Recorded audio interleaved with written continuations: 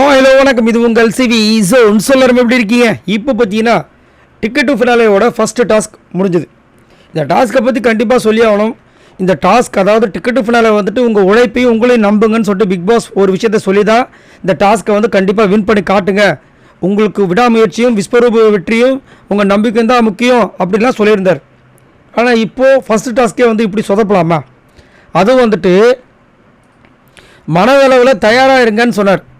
அப்பயும் நம்ம என்ன நினச்சோம், சரி மனதளவில் ஸ்ட்ராங்காக இருங்க, நம்பிக்கையாக இருங்கன்னு சொல்கிறாருன்னு நினச்சா, இங்கே இந்த மாதிரி ஒரு டாஸ்க் கொடுக்க போகிறோம். இதில் வந்து என்ன வேணாலும் நடக்கலாம், உங்களுக்கு லக் இருந்தால் தான் வரும், கண்டிப்பாக நீங்கள் வெக்ஸ் ஆவீங்க, அதனால் மனதளவில் தயாராக இருங்கன்னு சொல்லியிருக்காரு போல இருக்குது. பாவிங்களா! ஆனால் இந்த மாதிரி ஒரு டாஸ்க் கொடுக்கலாமா? நல்லா யோசிச்சு பாருங்கள். இவங்களுக்கு வந்துட்டு சூப்பராக வந்து இவங்களும் நான் வந்து என்னோடய ஃபுல் எஃபர்ட் போட்டேன், அதனால எனக்கு வெற்றி கிடச்சதுன்ற மாதிரி ஒரு டாஸ்க் கொடுக்கணும். ஃபஸ்ட்டு டாஸ்க்கு இப்படி சொதப்பலாக கொடுத்தா இதில் வந்து லக்கு இல்லாதவங்க எத்தனை பேர் இருப்பாங்க? எனக்குலாம் என் லைஃப்பில் லக்கே இருந்தது கிடையாது, என்னத்தை சொல்ல. சரி, இங்கே பார்த்தீங்கன்னா 2 டாஸ்க்கு. ஃபஸ்ட்டு டாஸ்க்கில் வந்துட்டு அருண் வின் பண்ணார், 2வது டாஸ்க்கில் வந்துட்டு நம்மளுடைய ராணா வின் பண்ணார்னு சொல்ல முடியாது, சௌந்தர்யா வந்து ராணா வின் பண்ண வச்சாங்க. சரிங்களா? இப்போ என்னென்னா புதுசாக ஒரு விஷயத்தை கிளப்பி விட்டாங்க. அருண் வந்துட்டு கீழே பார்த்துட்டு தான் நடந்தார். பிக் பாஸ் வந்துட்டு அதே மாதிரி ஒரு விஷயத்தை பண்ணியிருக்காரு, நீங்கள் கவனிச்சிங்களா?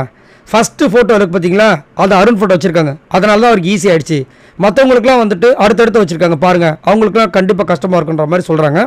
இது வேணால் நம்ம கொஞ்சம் அக்செப்ட் பண்ணலாம். ஏன்னா எப்பயுமே அந்த ஃபஸ்ட்டு ஃபோட்டோ அது மட்டும் இல்லாமல் ஃபோட்டோக்கு பக்கத்தில் ஃப்ரீயாக இருக்குது பிளாங்காக. ஆனால் மற்றவங்களுக்குலாம் இருக்கும் பார்த்தீங்கன்னா அடுத்தடுத்த ஃபோட்டோ, அதனால் ஒரு சான்ஸ் இருக்குது, தேர் இஸ் எ சான்ஸ். அதே மாதிரி நம்ம வந்து கண்ணை கட்டிட்டு நடக்கும்போது பார்த்தீங்கன்னா யாருமே லெஃப்ட் பக்கம் போகவே மாட்டாங்க. நல்லா நீங்களே கண்ணை மூடிட்டு நடந்து பாருங்களேன், ரைட்டு பக்கம் தான் சர்ன்னு போவாங்க கோணையாக.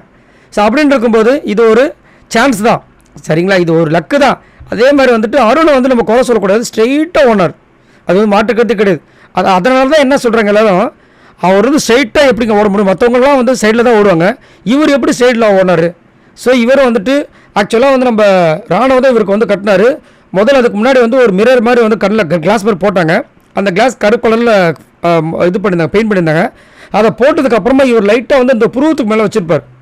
அதனால் என்ன சொல்கிறாங்கன்னா கீழே வந்துட்டு கிரவுண்டுக்கு தெரிஞ்சுது அவருக்கு. அதுக்கு மேலே வந்து கருப்பு கலர் துணி கட்டினாலும் அந்த ஒரு கேப் இருக்குல்ல, இப்போ வந்து அந்த கிளாஸ்க்கு மேலே ஒரு அந்த துணி கட்டினாலும் அந்த துணியை கொஞ்சம் லைட்டாக தூக்கிற மாதிரி தான் இருக்கும். அதனால் இவர் கொஞ்சம் லைட்டாக அட்ஜஸ்ட் பண்ணி பார்த்துட்டாரு அப்படின்ற மாதிரி சொல்கிறாங்க. பட் எனக்கு தெரிஞ்சு மேக்ஸிமம் தெரியறதுக்கு வாய்ப்பு இல்லை. ஏன்னா அந்த கிளாஸ் எப்படின்னா, நம்ம இப்போ நீச்சல் குளத்துக்குள்ள தண்ணியில் இறங்கும் போது அந்த ஒரு கிளாஸ் போடுவோம்ல, கிளியர் வியூவாக இருக்கிறதுக்கு, அது கண்ணுக்குள்ளே தண்ணி போகாத அளவுக்கு இருக்கும் ஒன்று, அந்த மாதிரி ஒரு கிளாஸ் தான் பயன்படுத்துகிறாங்க. அப்படின்னும் போது கீழே கேப் வர்றதுக்கு வாய்ப்பே கிடையாது. ஏதாவது சொல்லணும்னு சொல்லிட்டு சொல்லக்கூடாது. அருண் வந்துட்டு எனக்கு கூட அவரோட கேமில் பாதி பிடிக்காது. பட் இந்த வெற்றி பார்த்தீங்கன்னா அவர் வந்து ஃபோர்ஜரி பண்ணி வின் பண்ணலான்னு கேட்டிங்கன்னா எனக்கு தெரிஞ்சு கிடையாது. ஏன்னா அந்த கிளாஸை சுற்றியும் வந்துட்டு அந்த மாதிரி ஒரு விஷயம் இருக்கிறதுனால கண்டிப்பாக கீழே பார்த்துலாம் போகிறதுக்கு வாய்ப்பு இல்லை. அவர் டைரெக்டாக போனார், சூப்பராக பண்ணார். அதனால் அது வந்துட்டு எனக்கு தெரிஞ்சு கிடையாது. பட் நிறைய பேர் என்ன சொல்கிறாங்கன்னா, அருண் வந்து கீழே பார்த்தாரு, அவருக்கு கீழே இவ்வளோ சதவீதம் வந்துட்டு கிரவுண்ட் தெரிஞ்சுது, அதனால தான் அவர் எங்கேயும் திசை மாறாமல் ஸ்ட்ரைட்டாக போயிட்டார் அப்படின்ற மாதிரி சொல்கிறாங்க.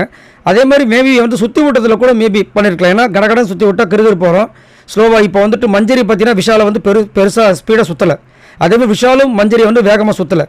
ஏன்னா வேகமாக சுற்றிட்டா கிருகிருப்பு வந்துடும், அவங்க போகிறது வந்துட்டு கன்ஃபியூஸ் ஆகும் அப்படின்ட்டு. ஸோ இதை வேணால் மேபி சொல்லலாம். பட் இதில் வந்து எனக்கு தெரிஞ்சு பெருசாக இல்லை. பட் உங்களோட கருத்துக்களை சொல்லுங்கள். இங்கே வந்து எது எப்படியோ நம்ம அருணுக்கு 2 பாயிண்ட்டு, ராணுவுக்கு 2 பாயிண்ட், சௌந்தர்யா வாங்கி கொடுத்துருக்காங்க. இதை பற்றி என்ன நினைக்கிறீங்க? உங்களுக்கு நீங்கள் லைவில் பார்க்கும்போது உங்களுக்கு என்ன தோணுச்சு? உண்மையிலே அருண் தப்பு பண்ணியிருப்பார் அப்படி தோணுதா? எனக்கு தோணலை, உங்களுக்கு தோணுதான்னு சொல்லுங்கள். இந்த மாதிரி நிறைய அப்டேட்ஸ் உங்களுக்காக காத்துட்டு இருக்க மறக்காமல் சப்ஸ்கிரைப் பண்ணுங்கள். பாய் நண்பர்களே.